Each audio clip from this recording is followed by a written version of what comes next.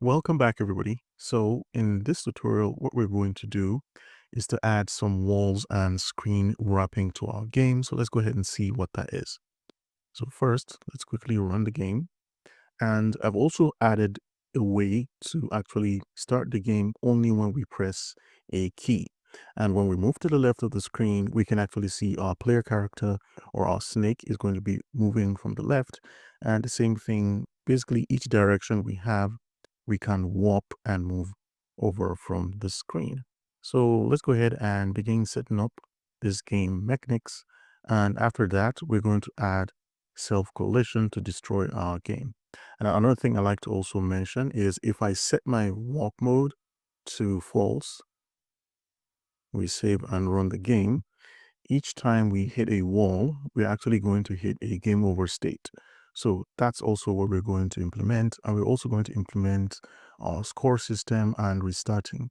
So each time we hit any of the boundaries, the left, right, or side of the walls, the game is going to restart. So basically we have two game modes. The first mode is going to be the warp mode. If we set that to true, we can indeed warp around the screen like so. All right. See you guys in the next lesson. All right. So let's begin creating our, modifying our game so that we can have our warp mode. And let's just begin. So the first thing I'm going to do is just quickly rename this project so that we can have let's hit escape and I'll clear the screen. I'll just say save. I'll call that 04 underscore warp underscore mode. Like so that we can begin working on our lesson 4, where we'll wrap our function around the screen. So the first thing I'm going to do is to have a check bounds function. I'll also be creating a few variables along the way. So in our update method, we want to always check for the bounds. And a quick way to jump in case you have a lot of functions is to use Control F and you can type the name of the function. So I'm looking for update. If I hit the return key, there's update. So we're actually here. So in our update, let's add one more update to check for our bounds. So I'm going to call that check underscore bounds like so. So we haven't created this function yet, but let's keep going. Now in my draw method, what I want to do is to check if we are in the game over mode. If the game over mode is on, then I can draw our score and we can start our game over again and we can start our food. Basically, right now, there is no condition to check if the game is over or not. Now, to create the game over variable, let's go over to our init.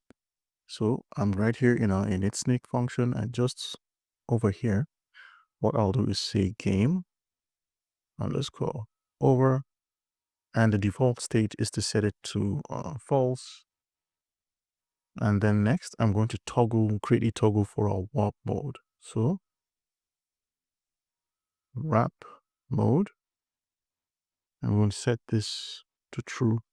And this will be responsible for allowing our snake to spawn, or we're going to use the walls for a game over. So that's basically what we want to do. So let's get back up in our draw method. So let's go over here in our draw and set the condition. Now, game over, we set game over to false. So if game over is true, then we want to, do this. So to do that, so every function here is going to run if game over is true. So I'm going to say if not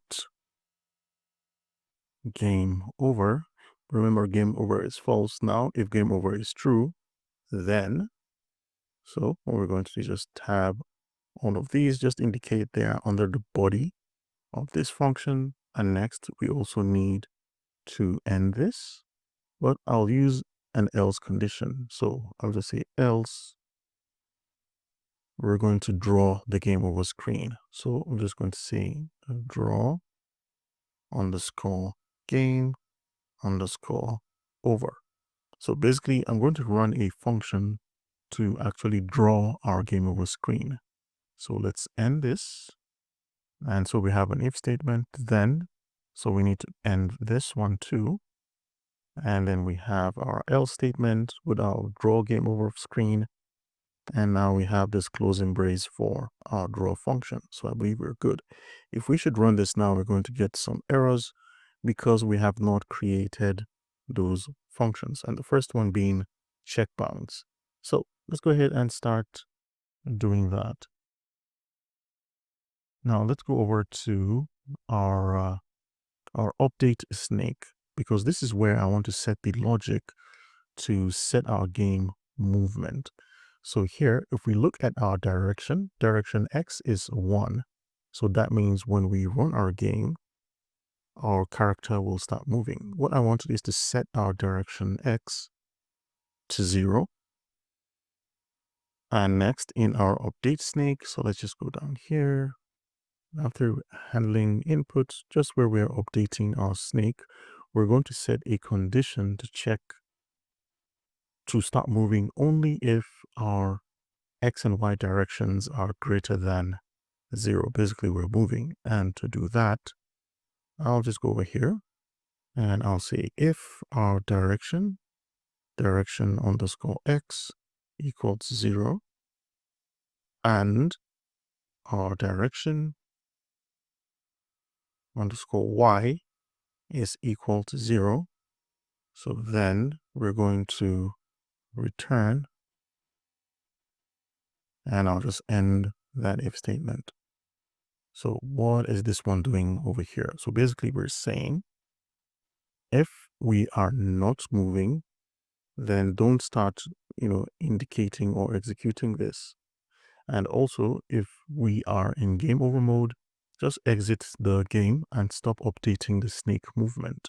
So let's set that next. So I'm going to go over here, just underneath our snake movement.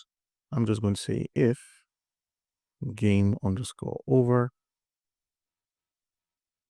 then return end. Return is a keyword that exits a function. So here we have our function that is updating our snake's movement position, calling our timer and doing a lot. Once game over is true, exit. And again, if we have no input yet, don't run the game. So that's going to stop our game from running.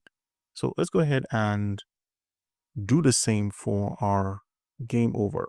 Remember, when we're checking our food and checking for collision, if the game is over, we also need to stop checking for our food collision. So here, I'll just scroll down to our check food. So here we have check food collision, and just at the top of check food collision, I'm just going to say if game over, then return end.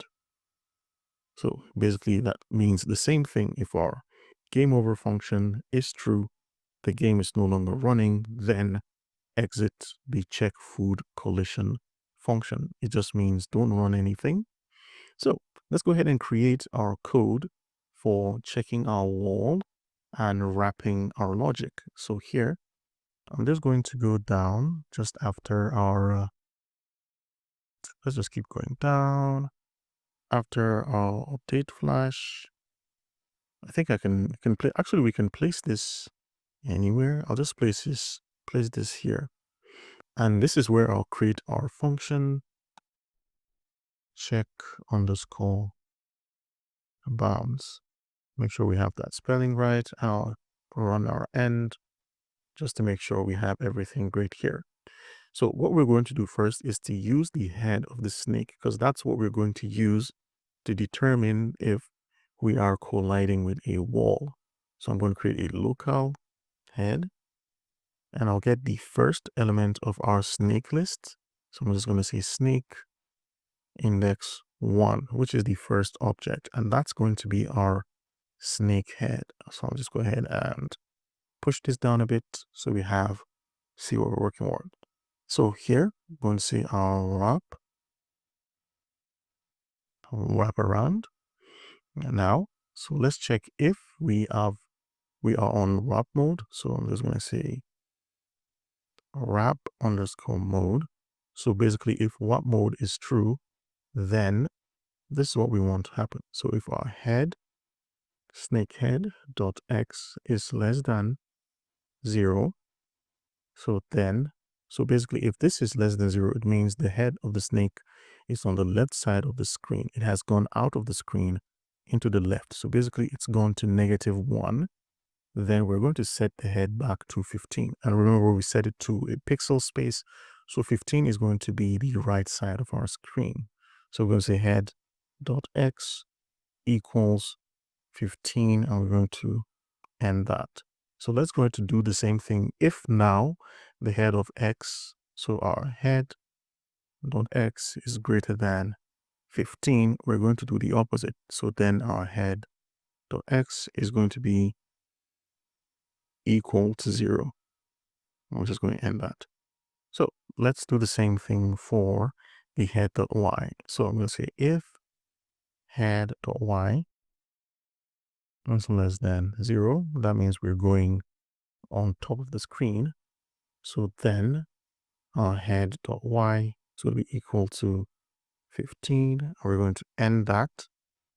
And also let's check if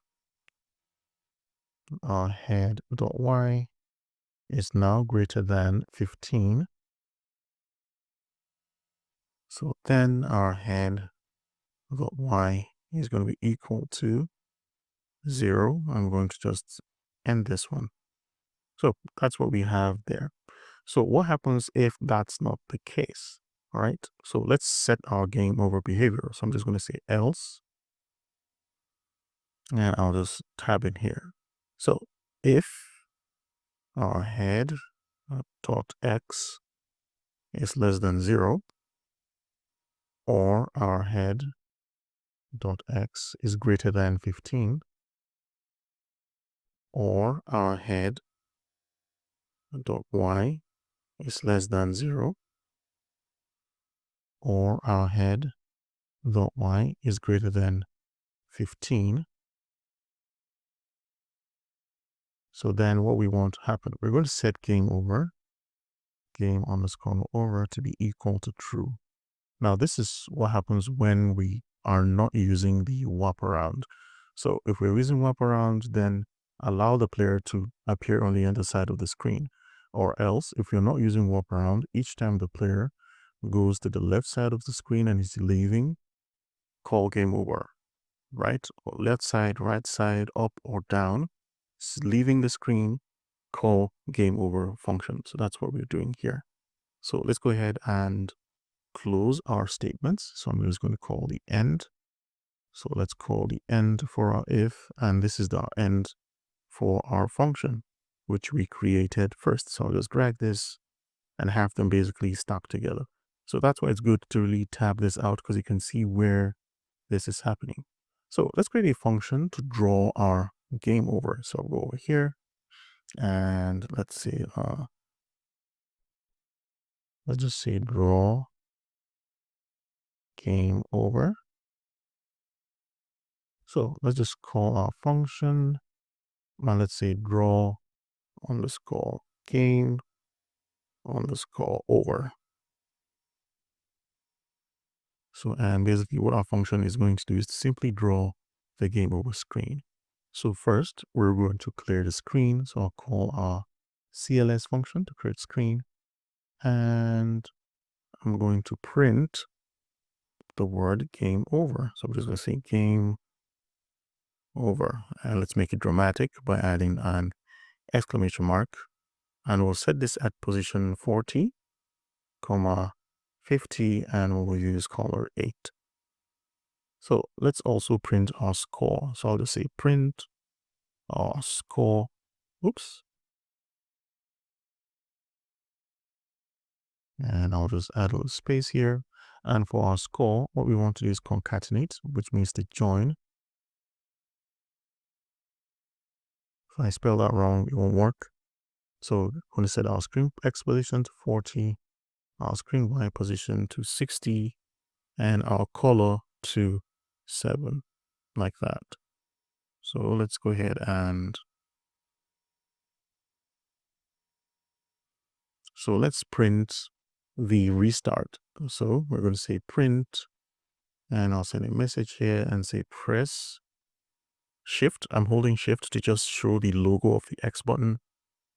Press X to restart, like that. Pass in a comma, and I'll place this at position 25, 75, and let's use the color 6. And remember, color 6 is gray. Okay, cool. All right. I think I want to use a red for game over. So now that we've done that, let's create the button here. So here where we're drawing, let's go ahead and add one more function here. So if button press 5, if we're pressing the X button, then what we want to do is to call init, because this will reset the game's properties. So let's just say restart game. All right, and let's end this if statement and make sure we're ending this one as well. So this end is for the function, and this end is for our if button press. All right, let's go ahead and save the game and run it. And now you can see the game is not moving, and I explained it's not moving. If we hit the arrow key, our game is moving. And let's see if we have warp mode. So warp mode is on. So it means we can move around the screen like so. Now we can't hurt ourselves, which is what we're going to do in the next lesson. Now let's go ahead and set warp mode to false. So I'm just going to go back to our init method, which is where we created our warp mode, and I'll set that to false. So let's run this, and now playing the game, if we hit a wall, we're seeing game over with our score. Right, and let's go ahead and work on our next video where we're going to implement wrap mode. But before I do that, let's see what we actually created. So we created a warp mode that allows us to have, the snake reappearing on the opposite side. If we set that to false, then the snake is going to die on impact when it hits the wall. We also implemented the game over logic and exited our code each time we are calling the game over, and we're setting that to true. And we also implemented a button press just so we have a restart system wherever each time we press the X button here, which is button 5, then we're calling init, and init is going to restart our game. So in our next lesson, what we're going to do is to begin working on how we can hurt the player when the player hits itself. See you in the next lesson.